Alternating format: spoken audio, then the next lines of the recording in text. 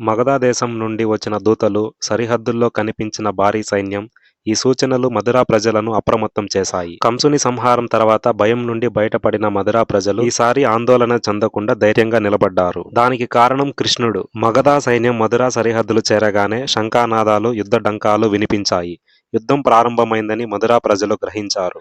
కృష్ణుడు మరియు బలరాముడు ప్రజల్లో ధైర్యాన్ని నింపారు. యువకులు ఆయుధాలు పట్టగా, పెద్దలు వ్యూహాలు సూచించారు. యుద్ధం ప్రారంభమైనప్పుడు మగధ సేన సంఖ్యలలో ఎక్కువగా ఉన్నా వారి హృదయాలలో భయం నిండి ఉంది. కృష్ణుడు యుద్ధ రంగంలో అడుగు పెట్టగానే ఆయన దివ్య శక్తి ప్రభావంతో మగధ సైన్యంలో గందరగోళం మొదలైంది. బలరాముని గదా యుద్ధం, కృష్ణుని వ్యూహాలు సేనలను చీల్చి చెదరగొట్టాయి. మరోవైపు మగధ సైనికుల ఆయుధాలు విరిగాయి. యుద్ధ హస్తాలు భయంతో వెనుదిరిగాయి. సైన్యాధిపతులు స్పష్టమైన ఆదేశాలు ఇవ్వలేకపోయారు. చివరికి మగధ సైన్యం ఓటమిని అంగీకరించి భయంతో వెనుదిరిగింది.